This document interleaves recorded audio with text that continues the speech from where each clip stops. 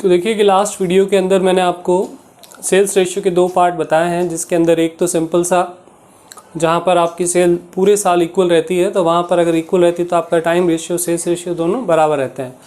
और दूसरा मैंने आपको ऑप्शन बताया था जिसके अंदर आपकी सेल्स पर्टिकुलर टाइम में साल के एक बार कभी भी जो है वो चेंज हो जाती है, तो उस कंडीशन में किस तरह से सेल्स रेशियो निकालते हैं। लेकिन मैक्सिमम कॉम्प्लेक्स जो है वो लास्ट कंडीशन है आपकी ये वाली, जिसके अंदर आपकी सेल्स जो होगी जब विक्रय वर्ष में कई बार परिवर्तित हो, when sales is change many time in a year. तो सेल्स आपकी साल में कई बार चेंज होती है, तो उसको लेकर मैंने एक एग्जांपल लिखा है, तो उसको सॉल्व करके देख लेते हैं एक बार कि किस तरीके से इसकी कैलकुलेशन होगी। तो इसने लिखा है कि सेल्स जो है वो जनवरी, मार्च और सितंबर की वो है 1.25 टाइम्स ऑफ एवरेज सेल्स। मतलब कि मान लें कि अगर आपकी एवरेज सेल्स 1 है तो ये 1 का 1.25 टाइम यानी कि सवा गुना सेल्स होगी। केवल दिसंबर में आपकी 2.25 गुना सेल्स होगी एवरेज की, और फरवरी मई में एवरेज का 0.75 यानी कि केवल 75% ही आप सेल कर पाए। और उसके बाद ये कह रहा है कि बिज़नेस अगर हमने 1 जनवरी को ख़रीदा है, उसका इनकॉर्पोरेशन 1 अगस्त को हुआ है और दिसंबर में साल अगर ख़त्म होता है, तो आप इसके रेशियोज़ बताएं, टाइम रेशियो और सेल्स रेशियो क्या होगा। तो टाइम रेशियो आई थिंक कि अब लगभग सबको अच्छे से समझ में आ गया होगा कि बहुत ही ईजी सा सिस्टम है टाइम रेशियो का, कि प्री का पीरियड आपका और पोस्ट का पीरियड। तो प्री और पोस्ट के पीरियड के अंदर कहाँ से कहाँ तक अपन को पीरियड लेना है कि परचेज से लेकर इनकॉर्पोरेशन से पहले तक का जो टाइम है, एग्जैक्ट पहले तक का, वो तो होता है प्री का, और इनकॉर्पोरेशन से लेकर ईयर एंडिंग तक का जो टाइम होता है वो आपका क्या होता है, पोस्ट। तो हमने बिजनेस को परचेज किया है इस क्वेश्चन के अंदर जनवरी में, और हमारा जो इनकॉर्पोरेशन हुआ है वो हुआ है 1 अगस्त को। तो आप ये यूँ भी लिख सकते हैं कि भाई 1 जनवरी को हमने परचेज किया और इनकॉर्पोरेशन कब हुआ है, आपके 1 अगस्त। तो 1 अगस्त से पहले का टाइम, तो अगस्त से पहले जस्ट क्या आता है, जुलाई। तो यानी कि 31 जुलाई तक का जो टाइम होगा वहाँ तक तो प्री में आएगा, और अगस्त से लेकर आपके साल के एंड यानी कि 31 दिसंबर तक का टाइम होगा वो आपके किस में आएगा, पोस्ट। तो यानी कि जनवरी, फरवरी, मार्च, अप्रैल, मई, जून, जुलाई, तो 7 मंथ्स जो है वो आपके प्री में आ रहे हैं, और 12 में से 7 गए यानी कि 5 महीने आपके जो होंगे वो कहाँ पे आ जाएंगे, पोस्ट में। अब निकालना है सेल्स रेशियो। तो देखिए सेल्स रेशियो काफ़ी इसमें कैलकुलेशन के साथ आपको दिया है। सेल्स रेशियो हर महीने की सेल्स को अलग अलग बताया, कोई एवरेज से कम है, कोई एवरेज से ज़्यादा है। तो पहले मैं यहाँ पे मंथ का नाम लिख लेता हूँ जो आपके लिए ईजी रहेगा, फिर जनवरी, फरवरी, मार्च, अप्रैल, मई, जून, जुलाई, अगस्त, सितंबर, अक्टूबर, नवंबर और दिसंबर। तो ये सारे आपके मंथ के नाम हो गए। अभी यहाँ पे आपको क्या करना है कि जैसे जो क्वेश्चन में बोला है बस वो पुट कर दीजिए एक बार, तो कि जैसे मतलब इसमें सबसे पहले आपको बोला था कि भाई जनवरी, मार्च और सितंबर में 2.25 गुना सेल्स रही, तो हम ये यहाँ लिख देते हैं पहले से कि let average sales per month, हमारी 1 महीने की सेल्स इज इक्वल्स टू कितनी हो, 1 रुपये। तो जब ये कह रहा है कि हमारी एवरेज सेल्स जो है उससे हमारी सेल्स 2.25 गुना रही जनवरी, मार्च और सितंबर में, तो जनवरी और मार्च और सितंबर में ये रही है 1.25 टाइम्स, तो हमने वो पुट कर दिया।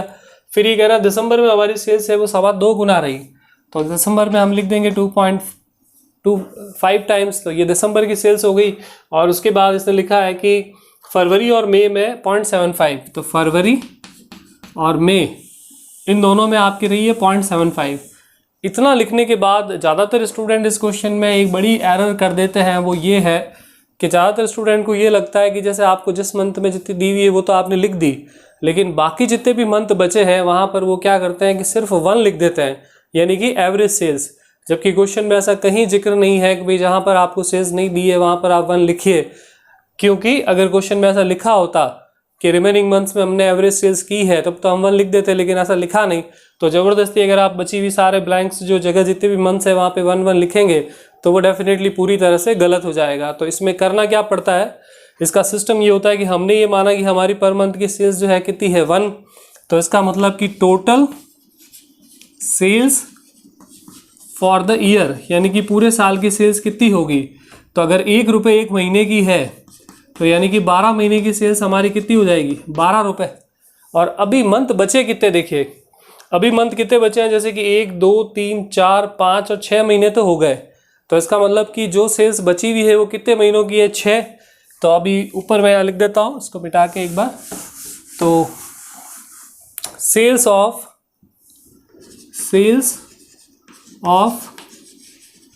रिमेनिंग 6 मंथ, 6 महीने जो बच रहे हैं उनकी सेल्स कितनी होगी वो आपको बतानी है। तो देखिए आपकी साल भर की सेल्स तो है 12, और 12 में से आपने ये जितने भी लिखे हैं इन सबको आप क्या करो, ऐड कर लो। तो एक बार अपन इसको कैलकुलेटर पर ऐड कर लेते हैं कि भाई कौन कौन सी मंथ की सेल्स कितनी कितनी आई है, फिर उसको डिडक्ट कर देंगे। तो हमारा सबसे पहला वैल्यू है 1.25 प्लस 0.75 प्लस 1.25 प्लस 0.75 प्लस 1.25 और प्लस 2.25। तो यानी कि ये सारी सेल मिला के हमारे आ रही है 7.5 रुपये। दैट मीन्स कि अगर हमारी साल भर की सेल्स अगर 12 रुपये हो, जिसमें से हमने 7.5 रुपये की सेल्स तो अभी तक कर ली, तो यानी कि रिमेनिंग जो मंथ्स बचे हैं हमारे 6 मंथ, उन 6 मंथ में हमने सेल्स की है सिर्फ 4.5 रुपये की 6 महीने में। तो इसका मतलब कि वो एवरेज कितनी हो गई, एवरेज सेल्स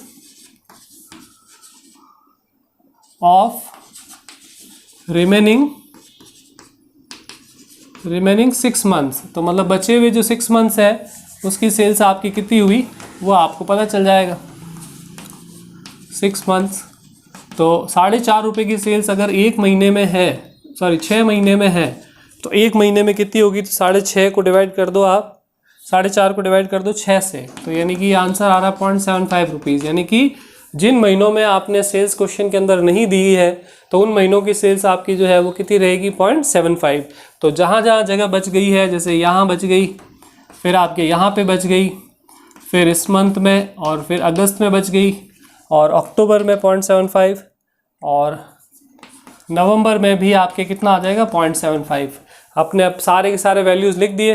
अब अपन को ये देखना है कि हमारा इनकॉर्पोरेशन कब हुआ है। क्वेश्चन के अंदर क्या लिखा हुआ था, इनकॉर्पोरेशन कब हुआ है, 1 अगस्त को। तो यानी कि अगस्त से पहले वाली सेल्स ये प्री की हो जाएगी, और अगस्त के बाद वाली सेल्स जो है वो हमारे क्या हो जाएगी, पोस्ट। तब इसको अलग अलग करके जोड़ लीजिए। जैसे 1.25 जनवरी की प्लस फरवरी 0.75, फिर 1.25 0.75 0.75 0.75 और 0.75, यानी कि एक बार चेक कर लेते हैं। 1.25 0.75 1.25 0.75 फिर 0.75 फिर 0.75 फिर 0.75 6.25। तो यानी कि ये दे रहा है 6.25, और अगर इसको अपन लेस कर दें 12 में से तो ये इधर आ रही है आपकी 5.75। अब इसका रेशियो निकालें, तो इसका रेशियो निकालने के लिए अपन इसको डिवाइड कर देते हैं, डिवाइड बाय 0.25 से डिवाइड कर देते हैं। तो इसका इधर का आंसर आ जाएगा आपका 25, और 5.75 का अगर 0.25 से डिवाइड करेंगे तो इसका आंसर आ रहा है ये इसको 25 से डिवाइड करने पर 23। तो दैट मीन्स कि यहाँ का रेशियो आपका आ रहा है 25, और इधर का आपका जो रेशियो होगा वो आपके कितना आ रहा है 23। तो इस तरीके से ये कैलकुलेशन करनी है। तो इस क्वेश्चन में सिर्फ एक ही चीज़ की प्रॉब्लम आती है छोटी सी स्टूडेंट्स को, कि बाकी सब तो वो ठीक ठाक कर लेते हैं, लेकिन एक ही जगह गलती हो जाती है, और वो गलती होती है सिर्फ यहाँ पे कि जो रिमेनिंग मंथ्स है वहाँ स्टूडेंट को ये लगता है कि जो मंथ बच गए हैं अब वहाँ पे मुझे 111 लिखना है, लेकिन वहाँ 111 नहीं आएगा, बल्कि इस तरीके से आप इसकी कैलकुलेशन करेंगे। और इस तरह का अगर आपको क्वेश्चन करना है प्रैक्टिस में, तो इसमें एक 6 क्वेश्चन है आपका न्यूमेरिकल क्वेश्चन, तो वो आप भली चाहें तो उसके अंदर इस तरह का टाइम रेशियो और सेल्स रेशियो आप खुद भी कैलकुलेट करके देख सकते हैं। अब देखिए कि इसके बाद बेसिकली आपको यहाँ पर जैसे मैंने आपको बताया कि टाइम रेशियो है, उसके बाद आपका सेल्स रेशियो है। एक्सपेंसेस को बांटने पर कुछ एक्सपेंसेस ऐसे होते हैं जो सारे के सारे प्री में आते हैं, कुछ ऐसे होते हैं जो सारे के सारे पोस्ट में आते हैं। तो मैं अभी आपको वर्बली एक बार थोड़ा सा बता रहा हूँ आइडिया कि कौन से एक्सपेंसेस आपके जो है टाइम में बढ़ते हैं, कौन से सेल्स में बढ़ते हैं, कौन से केवल प्री में आते हैं, कौन से केवल पोस्ट में आते हैं, और कुछ ऐसे एक्सपेंसेस हैं जो और इसके अलावा भी जैसे परचेज के रेशियो में बढ़ते हैं। तो वो मैं अभी वर्बली आपको बता रहा हूँ। और इस वीडियो के डिस्क्रिप्शन में, ऐसे अगर आप डिस्क्रिप्शन बॉक्स को अगर एक क्लिक होता है उसको, अगर वीडियो के ऊपर एक साइड में क्लिक बना उसको अगर आप पुश करेंगे तो नीचे की तरफ पूरा वो स्लाइड होते हुए डिस्क्रिप्शन में आपको वो सारी थ्योरी मिल जाएगी, जिसमें मैं आपको लिख कर जो है वो दे दूंगा कि भाई कौन सा रेशियो जो है किसके लिए काम आएगा। तो वो फिर आप इस एग्जाम्पल के बाद में कॉपी में नोट कर लेंगे। तो प्री पोस्ट के लेसन का जो इस लेसन का जो ये पार्ट है 6 से लेकर 12 तक, तो वो सारे क्वेश्चंस हो जाएंगे। तो सिंपल वर्ड्स में मैं बता रहा हूँ आपको भी कौन कौन सा खर्चा आपके टाइम में बढ़ता है। तो जैसे कि आपका ऑफिस का रेंट हो गया, ऑफिस एक्सपेंसेस हो गए, आपके जो है इंटरेस्ट हो गया, इंश्योरेंस हो गया, कोई और फैक्ट्री वैक्ट्री का किराया हो गया। तो ये सारे एक्सपेंसेस जो होते हैं जो टाइम से रिलेवेंट होते हैं, तो ये सब कैसे बढ़ते हैं आपके टाइम। डेप्रिसिएशन हो गया, और वैसे वैसे सेल्स एंड जो है सेल्स रेशियो में कौन से बटेंगे, सारे सेलिंग एंड डिस्ट्रीब्यूशन एक्सपेंसेस जो है वो सेल्स में बढ़ते हैं। जैसे एडवर्टाइजमेंट हो गया, फ्री सैम्पलिंग हो गया, कैरेज आउटवर्ड हो गया, आपके इसके अलावा जो है ट्रैवलिंग सेल्समैन है उसका कमीशन हो गया, उसकी सैलरी हो गई। तो ये सारे एक्सपेंसेस जो है वो आपके सेल्स से बटेंगे। और मैंने जैसे कहा कि आपको 2-4 और नाम होंगे तो वो मैं आपको डिस्क्रिप्शन में लिख दूंगा। और कुछ ऐसे एक्सपेंसेस होते हैं जो केवल प्री में ही आते हैं, मतलब कि आप अगर जब क्वेश्चन को सॉल्व करेंगे तो उसके अंदर 2 कॉलम्स बनाएंगे, एक प्री का और एक पोस्ट का। तो खर्चों को आपको अपने प्री और पोस्ट में बांटना है, प्रॉफिट को भी आपके प्री और पोस्ट में बांटना है। तो प्री में बांटने के लिए कुछ ऐसे एक्सपेंसेस है, जैसे कि मैंने स्टार्टिंग में बताया लेसन के, कि इस लेसन में हम एक सिंगल बिजनेस या फर्म को कन्वर्ट करते हैं किसमें, कंपनी में। तो उस कंडीशन में जो फर्म के खर्चे होते हैं, जैसे कि पार्टनर्स की सैलरी, पार्टनर का इंटरेस्ट ऑन कैपिटल, और सिंगल बिजनेस है तो उसका इंटरेस्ट ऑन कैपिटल, प्लस आपके जो है मैनेजर हो फर्म के अंदर तो उसकी जो है सैलरी, कमीशन।